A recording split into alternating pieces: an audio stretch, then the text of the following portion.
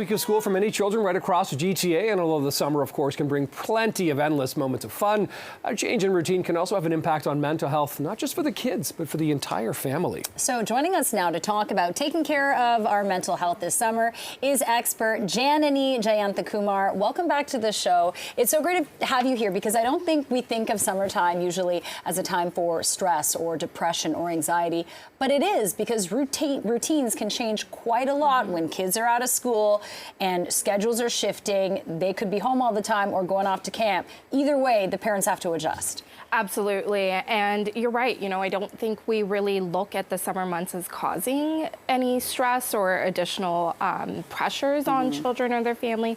We're used to talking about it in the winter with the winter blues. But absolutely, we know children and adults really do thrive on structure and routine. And when we get out of that routine, our mental health can be impacted. You talk about structure and routine. One of the things, you know, and all three of us actually are parents of young children here, sleep schedules, which can really go out the windows in summer, but you really want to highlight the importance of that, even when you don't necessarily have to wake up, you know, at 7 a.m. or something. Absolutely. So sleep is crucial, right? When we look at our mental health, we want good sleep, and not having good sleep or changes or disruption to our sleep really impact our mental health. So this one gets a little bit tricky for older kids, right? Older kids want to stay up later, they want to sleep in, and sure, you know, we want to be flexible. Adjustments to sleep schedules are okay, but you still want to aim for a bedtime, right? Or a range around a bedtime. And I would say have conversation with children about this, explaining why it's important and how it impacts them. It helps them to understand, okay, it's not just a battle, you know? And then the other thing is for younger children, I would actually suggest sticking to the same bedtime. And the reason for that is because overall children do need a set number of hours of sleep. And for your little ones, going to bed at the same time and waking up around the same time is best for them. So that might mean, you know, we need to darken the room a little bit further, right? Because the sun's up. We were just talking about that sun being up earlier. But darkening the room will help children go to sleep around the same time and wake up a little bit later so they're not up at 5 a.m. with that morning sun. Yeah, and we all know tired kids could be certainly cranky. It's one of the reasons if my son's having a tantrum, I'm like, okay, he definitely did not get enough rest. But kids these days are like, oh, it's still sunny out. Why do I have to go to bed? So time to get those blackout curtains. Exactly.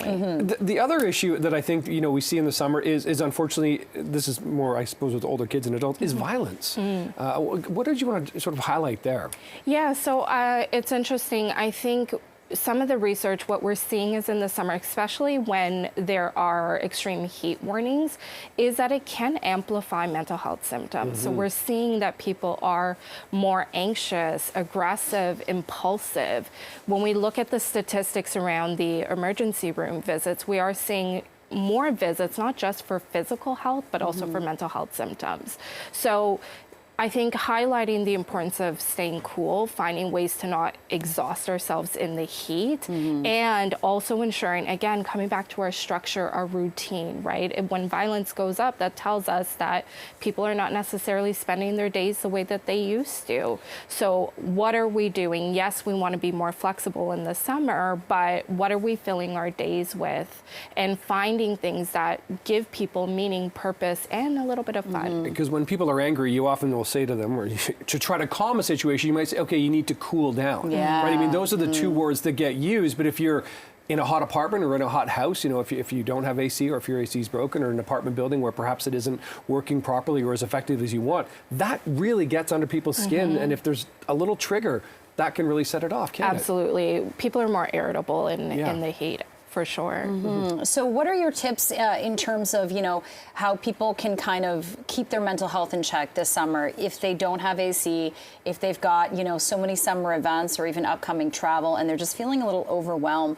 But it's almost like you can't catch up with all the change that's about to take place. And if you're like me, you're not a planner, so it just kind of snowballs right away on your doorstep. What are some tips you have? Yeah, so I think we spoke about a couple of them, really the structure and the routine, but also prioritizing our self-care, right? So we know for parents, you're around our children a lot more, which can also increase stress. So finding that time alone, taking care of your self-care, and also prioritizing sleep and socializing, right? So I think a big part of what we see in the summer, especially for kids, is we're away from school, which means we might be socializing less. Right. So finding ways to intentionally get our kids and ourselves to socialize, whether that be, we still have a week left of school, whether it be chatting with our children's friends' parents to exchange numbers so that maybe play dates can be arranged.